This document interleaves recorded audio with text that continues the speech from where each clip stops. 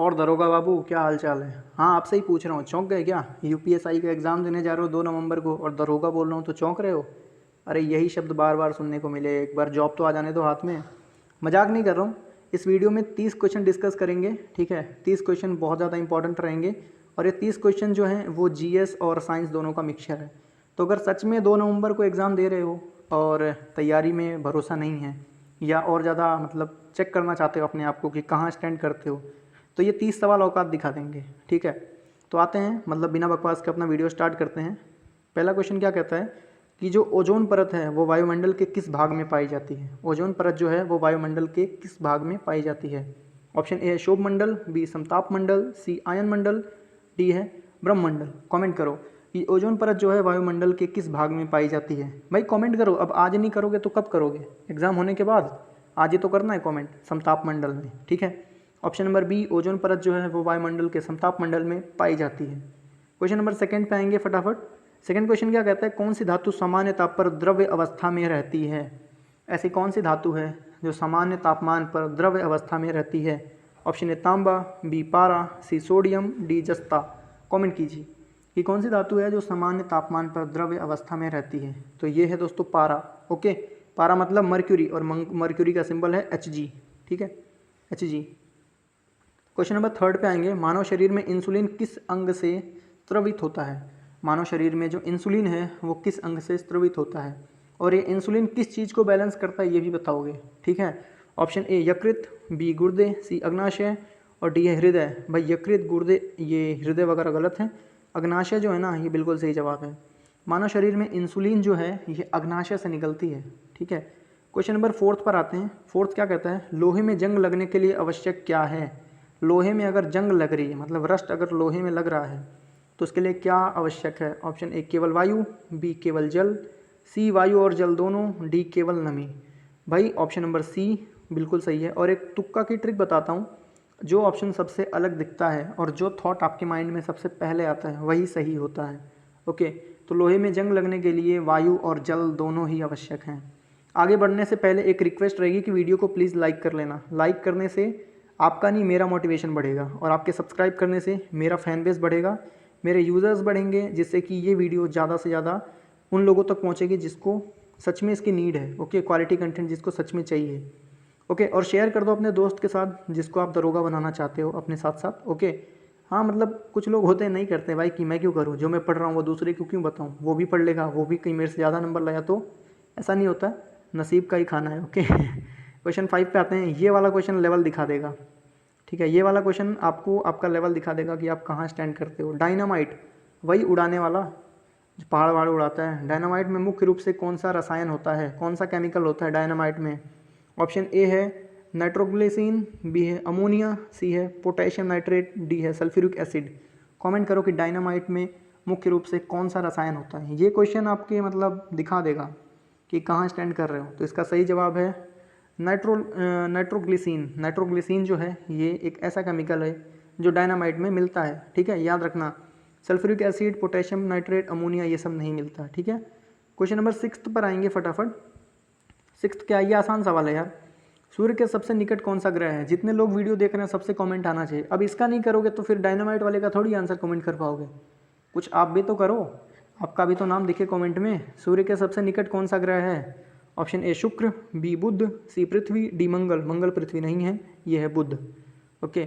बुध जो है ये एक ऐसा ग्रह है जो सूर्य के सबसे निकट है, ओके। क्वेश्चन नंबर 7 पर आएंगे। थोड़ा जल्दी जल्दी इसलिए कर रहे हैं ना, आपका एग्जाम है यार, अब 2 तारीख को एग्जाम है। आज एक्सप्लेन करूंगा तो पेपर कब लिखोगे? 7 क्या है, मनुष्य की आंख में रेटिना का कार्य क्या है? जो रेटिना है उसका क्या काम है? ऑप्शन ए आंसू बनाना, नहीं यार आंसू कैसे बनाएगा, बेतुका आंसर है। बी प्रकाश ग्रहण करना, सी रंग पहचानना, डी आकार बनाना। देखो एक ऑप्शन तो मैंने खुद ही काट दिया, ठीक है। 3 में से आपको सेलेक्ट करना है। अब इतना नहीं कर पाओगे तो फिर कैसे होगा? 7 का आंसर कमेंट करो। तो रेटिना का काम जो है ना प्रकाश ग्रहण करना है, ओके। प्रकाश ग्रहण करने का काम जो है वो रेटिना का है। रेटिना को बोलते हैं screen of the I. Retina ऐसे पीछे होती है, हमारी आँख ऐसे होती है ना गोल, यहाँ पे होता है कॉर्निया, आई बॉल होता है, ये पूरा आई बॉल है, यहाँ पे कॉर्निया, आइरिस वगैरह होता है, लेंस वगैरह होता है। तो ये है ना, ये होती है रेटिना। रेटिना को बोलते हैं screen of the I, okay. और ये जो प्यूपिल है ना, प्यूपिल मतलब छोटा सा आँख में जो छेद होता है उसको बोलते हैं window of the I, okay, मतलब आँख की खिड़की। ये 2 सवाल एक्स्ट्रा बताया हूँ, याद रखना। 8th क्वेश्चन क्या है, बल की इकाई क्या है बताओ। Option A joule, B newton, C watt, D pascal. बल की इकाई क्या है भाई, ये आंसर कमेंट करो कि बल की इकाई क्या है। न्यूटन, फोर्स का फॉर्मूला है मास इनटू एक्सेलरेशन, ma। तो फोर्स का जो यूनिट है ना वो है न्यूटन, और मास का kg, एक्सेलरेशन का मीटर पर सेकेंड स्क्वायर, ठीक है। मास का क्या है, kg है, और एक्सेलरेशन का क्या है, मीटर सेकेंड स्क्वायर, ओके, याद रहेगा। फोर्स का यूनिट क्या है, मतलब बल की इकाई क्या है, न्यूटन है, याद रखना। क्वेश्चन नंबर 9th पर आएंगे। 9th क्या कहता है, मानव शरीर में बाइल कहाँ बनता है। जो ये पित्तरस है यानी बाइल जूस है, ये कहाँ बनता है। ऑप्शन ए गुर्दे में, बी यकृत में, सी फेफड़े में, डी अग्नाशय में। अग्नाशय, फेफड़े ये सब गलत है, गुर्दे गलत है, यकृत में बनता है। बाइल जूस लीवर बनाता है, ओके। वो कहते हैं ना जब लीवर कमज़ोर हो जाता है तो फिर लीवर को मजबूत करने के लिए टॉनिक लाते हैं, तो वो बाइल जूस को ही अल्टीमेटली बैलेंस करने के लिए टॉनिक दिया जाता है लीवर में, ओके। क्वेश्चन नंबर 10th पर आएंगे। 10th क्वेश्चन क्या कहता है कि ध्वनि की गति सबसे अधिक किस में होती है। ये जो ध्वनि है, साउंड है, इसकी गति सबसे अधिक किस में होती है। ऑप्शन ए ठोस में, बी द्रव्य में, सी गैस में, डी निर्वात में। निर्वात यानी वैक्यूम। वैक्यूम में सबसे तेज होती है लाइट यानी कि प्रकाश की गति। तो ये कट गया, गैस कट गया, द्रव्य कट गया, ठोस में सबसे अधिक होती है ध्वनि की गति, ओके। और अगर विश्वास नहीं हो रहा तो जहाँ भी बैठे हो वहाँ पे उंगली से बजा के देखो तो आवाज़ आएगा आपको, क्योंकि जिस चीज़ पे बैठे हो वो ठोस है। गैस पे थोड़ी बैठ पाओगे, पानी में थोड़ी बैठ पाओगे, पानी में बैठ थोड़ी पाओगे, है ना, गीले हो जाओगे ना। तो ये ठोस में होती है ध्वनि की सबसे अधिक गति, ओके। वैक्यूम में तो कहाँ ही जा पाओगे। परमाणु क्रमांक 1 वाला तत्व कौन सा है। परमाणु क्रमांक 1 वाला तत्व है हाइड्रोजन, ओके। परमाणु क्रमांक 1 वाला तत्व है हाइड्रोजन। हीलियम 2 है, ऑक्सीजन 3 है, मतलब सॉरी ऑक्सीजन जो है वो 8 है, रुको यार गलत हो गया, ऑक्सीजन 8 है, नाइट्रोजन 9 है, 3 बोल दिया गलती से। हाइड्रोजन, हीलियम, बेरिलियम, ठीक है, याद रखना। आते हैं क्वेश्चन नंबर 12th पे हम लोग। 12th क्या कहता है, 12th क्वेश्चन कहता है पौधे के किस भाग में प्रकाश संश्लेषण होता है। पौधे के किस भाग में प्रकाश संश्लेषण होता है, यानी फोटोसिंथेसिस। तो फोटोसिंथेसिस एक ऐसी क्रिया है जिसमें पौधे अपना खाना बनाते हैं, ठीक है। पौधे की जो रसोई है ना, रसोई चलती है पत्ते में। पौधों का जो किचन बना है, मतलब एक साइंटिस्ट ने, एक भगवान है, एक ऐसे इंजीनियर हैं जिन्होंने रसोई बनाया पौधों के अंदर, तो वो है पत्ता, ओके। क्वेश्चन नंबर 13 पर आएंगे हम लोग अब फाइनली। 13 क्या कहता है, सबसे हल्की गैस कौन सी है। Option A nitrogen, B hydrogen, C helium, D oxygen. भाई नाइट्रोजन हल्की हो ही नहीं सकती, ऑक्सीजन हल्की हो ही नहीं सकती, ठीक है। और हाइड्रोजन सबसे हल्की गैस है, ओके। सबसे हल्की गैस कौन सी है, हाइड्रोजन। लेकिन जो गुब्बारे हवा में उड़ते हैं ना उनमें हीलियम भरा रहता है, हीलियम। तो ये मत करना कि गुब्बारे उड़ते देखो तो हीलियम वाली गैस सबसे हल्की है, नहीं, हाइड्रोजन है। लेकिन वो गुब्बारे वालों को हाइड्रोजन मिलती नहीं है, तो इसलिए हीलियम भर देते हैं। अब आप लोग नौकरी पा रहे हो ना, कुछ ऐसा जुगाड़ निकालो कि गुब्बारे में हाइड्रोजन भरा जाए। क्वेश्चन नंबर 14 पर आएंगे। 14 क्या कहता है, गति का प्रथम नियम किसने दिया था। गति का पहला, दूसरा, तीसरा सब नियम दिया है हमारे न्यूटन चाचा ने, ओके। न्यूटन ने गति का सभी नियम दिया है, याद रहेगा। तो क्वेश्चन नंबर 14 का ऑप्शन नंबर ए न्यूटन बिल्कुल सही जवाब है। क्वेश्चन 15 पे आएंगे। 15 क्या कहता है, रक्त का तरल भाग क्या कहलाता है। रक्त का तरल भाग क्या कहलाता है, ये बहुत अच्छा सवाल है। Option A plasma, B platelets, C haemoglobin, D RBC. RCB नहीं, आरबीसी। रक्त का तरल भाग क्या कहलाता है, कमेंट करो फटाफट आप लोग। रक्त के तरल भाग को हम लोग प्यार से प्लाज्मा कहते हैं, ओके, प्यार से प्लाज्मा कहते हैं रक्त के तरल भाग को। क्वेश्चन नंबर 16 पर आएंगे हम लोग फाइनली। क्वेश्चन नंबर 16 है, थर्मोमीटर में कौन सा द्रव्य प्रयोग किया जाता है। थर्मोमीटर में प्रयोग करते हैं हम लोग पारा यानी मर्क्यूरी को। अल्कोहल यार थर्मोमीटर में करेंगे तो कोई पता चले पीने वाला गया बुखार चेक कराने, थर्मोमीटर खोल के ही पी गया तो अल्कोहल नहीं होगा। बेंजीन वगैरह नहीं होगा, ठीक है, बेंजीन वगैरह नहीं होगा। जल कैसे रहेगा यार थर्मोमीटर में, किसी को बुखार चेक कराते कराते मतलब पता चले पानी भाप बन के उड़ गया, पारा है सही जवाब।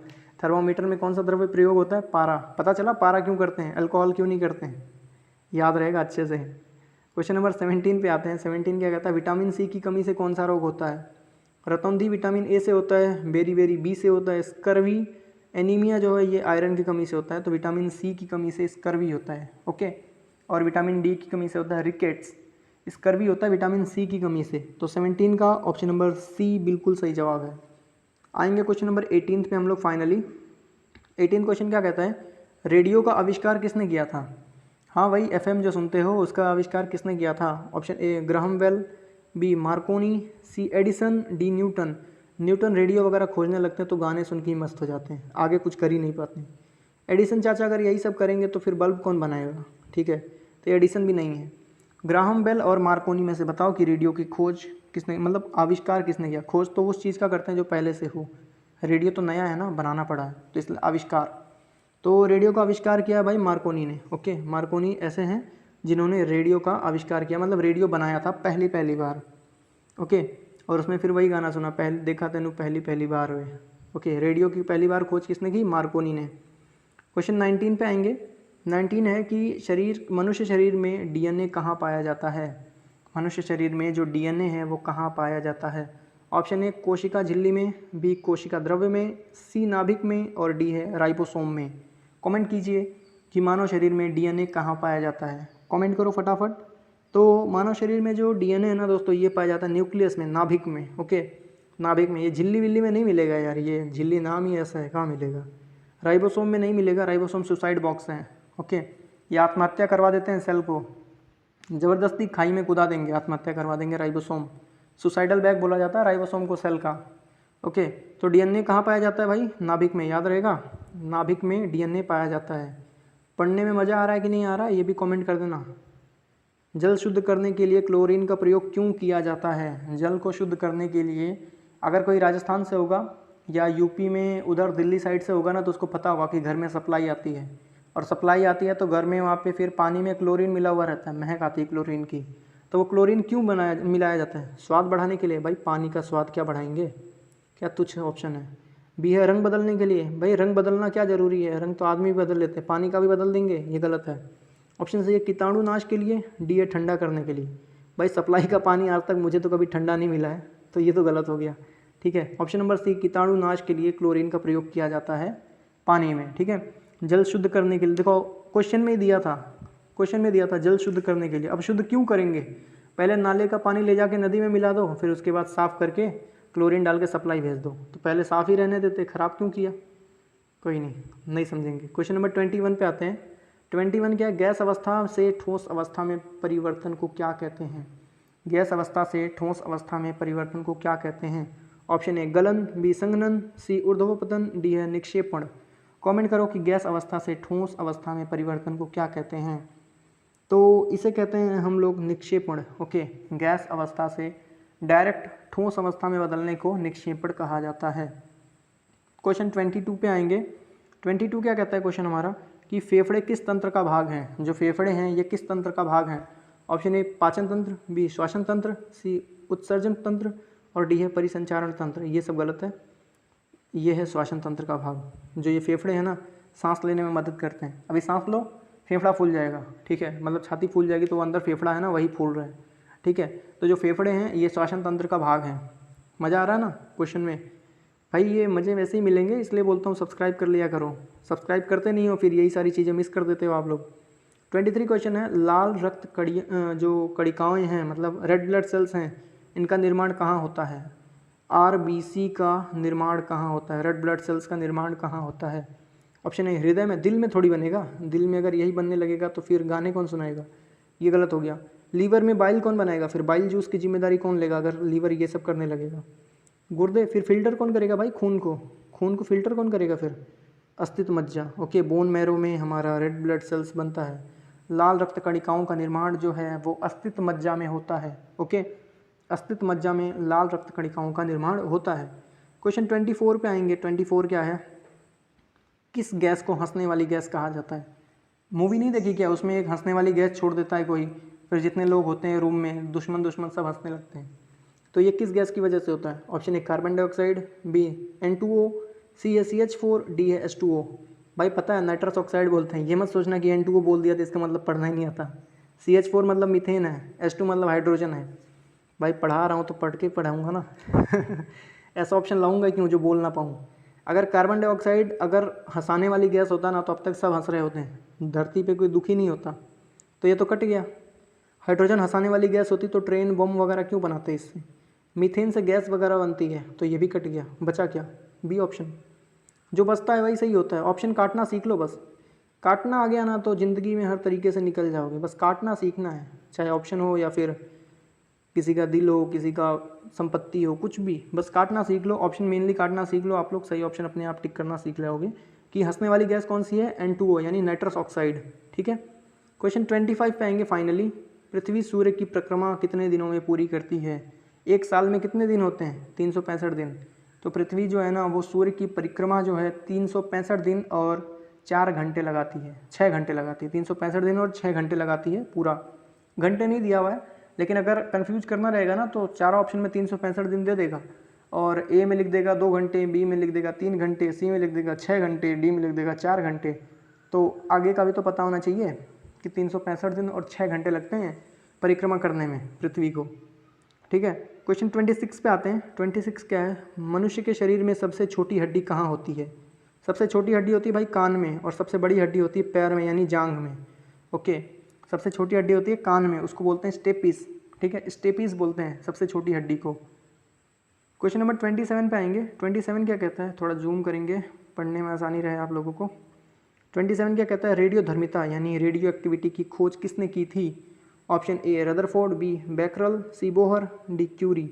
बोहर भाई खुद इतने बोरिंग इंसान थे, वो नहीं कर सकते हैं, वो मतलब अपने रिसर्च में ही खोए रहते थे, दुनियादारी से मतलब नहीं, तो ये रेडियो एक्टिविटी नहीं खोजे हैं।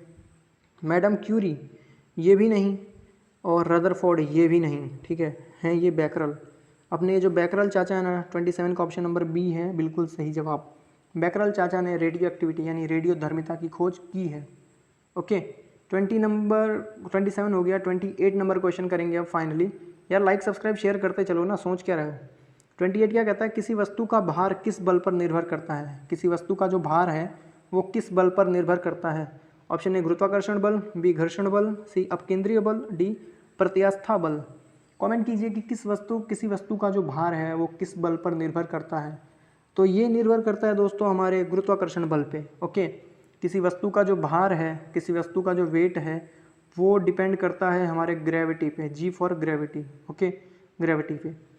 29 नंबर क्वेश्चन, क्लोरोफिल किस तत्व से बनता है? भाई बताओ बताओ भाई, जो प्रकाश संश्लेषण को हल्का बोलते हैं वो इस सवाल का आंसर दो कि क्लोरोफिल किस तत्व से बना होता है। ऑप्शन ए लोहा, बी मैग्नीशियम, सी जस्ता, डी कैल्शियम। कैल्शियम हड्डियों में होता है, क्लोरोफिल को हड्डी नहीं बना देता ये। जस्ता नहीं है, लोहा नहीं है, ये है मैग्नीशियम। ठीक है, तो ये जो हमारा क्लोरोफिल है पेड़ में होता है, क्लोरोफिल ये बना होता है मैग्नीशियम से। तो 29 का ऑप्शन नंबर बी बिल्कुल सही जवाब है, मैग्नीशियम। ओके, अब आ जाते हैं वीडियो के लास्ट क्वेश्चन पे, वीडियो का और इधर इस सीरीज़ का। कौन सा ग्रह सबसे बड़ा है? बृहस्पति। अंधा भी बता देगा बृहस्पति सबसे बड़ा ग्रह है। तो ये वीडियो कैसा लगा आपको? लाइक करके अपना प्यार दीजिए, सब्सक्राइब करके अपना सपोर्ट दीजिए, और सिर्फ इस एग्ज़ाम के लिए नहीं, आने वाले कई सारे एग्ज़ाम के लिए सब्सक्राइब कर लो। ये चैनल हमेशा से ही इंपॉर्टेंट रहेगा। वीडियो कैसा लगा, कहाँ से देख रहे हो आप, आपका नाम क्या है, कितने सही किए, सभी चीज़ कमेंट करो। और अगर कुछ मेरे लिए भी सुधार का कुछ आपकी तरफ से फीडबैक हो तो वो भी कमेंट करो।